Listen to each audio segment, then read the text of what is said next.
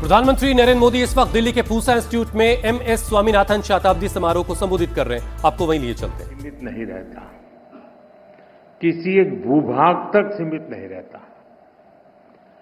Professor MS Swaminathan ऐसे ही महान वैज्ञानिक थे, मां भारती के सपूत थे। उन्होंने विज्ञान को जन सेवा का माध्यम बनाया। देश की खाद्य सुरक्षा को, फूड सिक्योरिटी को उन्होंने अपने जीवन का ध्येय बना लिया। उन्होंने वो चेतना जागृत की जो आने वाली कई सदियों तक भारत की नीतियां और प्राथमिकताओं को दिशा देती रहेगी। मैं आप सभी को स्वामीनाथन जन्म शताब्दी समारोह की शुभकामनाएं देता हूं। साथियों, आज 7 अगस्त नेशनल हैंडलूम डे भी है। पिछले 10 सालों में हैंडलूम सेक्टर को देश भर में नई पहचान और ताकत मिली है। मैं आप सभी को हैंडलूम सेक्टर से जुड़े लोगों को राष्ट्रीय हथकरघा दिवस की बधाई देता हूं। साथियों, डॉक्टर स्वामीनाथन के साथ मेरा जुड़ाव कई वर्षों पुराना था। गुजरात की पहले की स्थितियां बहुत लोगों को पता है। पहले वहां सूखे और चक्रवात की वजह से कृषि पर काफी संकट रहता था। कच्छ का रेगिस्तान बढ़ता चला जा रहा था। जब मैं मुख्यमंत्री था तो उसी दौरान हमने सॉइल हेल्थ कार्ड योजना पर काम शुरू किया। मुझे याद है प्रोफेसर स्वामीनाथन ने उसमें बहुत ज्यादा इंटरेस्ट दिखाया।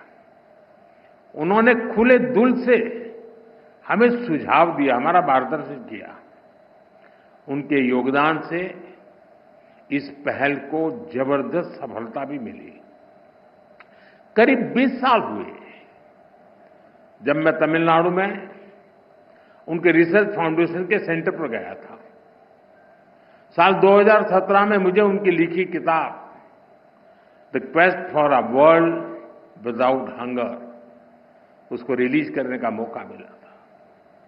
साल 2018 में जब वाराणसी में इंटरनेशनल राइस रिसर्च इंस्टीट्यूट के रीजनल सेंटर का उद्घाटन हुआ तो भी उनका मार्गदर्शन हमें मिला। उनसे हुई हर मुलाकात मेरे लिए एक लर्निंग एक्सपीरियंस होती थी। उन्होंने एक बार कहा था, science is not just about discovery but delivery.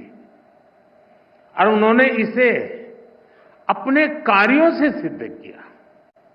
वो केवल रिसर्च नहीं करते थे बल्कि खेती के तौर तरीके बदलने के लिए किसानों को प्रेरित भी करते थे। आज भी भारत के एग्रीकल्चर सेक्टर में उनकी अप्रोच, उनके विचार हर तरफ नजर आते हैं। वो सही मायने में मां भारती के रत्न थे। मैं इसे अपना सौभाग्य मानता हूं कि डॉक्टर स्वामीनाथन को हमारी सरकार में भारत रत्न से सम्मानित करने का सौभाग्य मिला। साथियों, डॉक्टर स्वामीनाथन ने भारत को खाद्यान्न में आत्मनिर्भर बनाने का अभियान चलाया। लेकिन उनकी पहचान हरित क्रांति से भी आगे बढ़कर थी। वो खेती में केमिकल के बढ़ते प्रयोग और मोनोकल्चर फार्मिंग के खतरों से किसानों को लगातार जागरूक करते रहे। यानी एक तरफ वो ग्रेन प्रोडक्शन बढ़ाने का प्रयास कर रहे थे और साथ ही उन्हें एनवायरमेंट की, धरती मां की भी चिंता थी। दोनों के बीच संतुलन साधने और चुनौतियों का समाधान करने के लिए उन्होंने एवर ग्रीन रिवॉल्यूशन का कंसेप्ट दिया। उन्होंने बायो विलेज का कंसेप्ट दिया, जिसके जरिए गांव के लोगों और किसानों का सशक्तिकरण हो सकता है।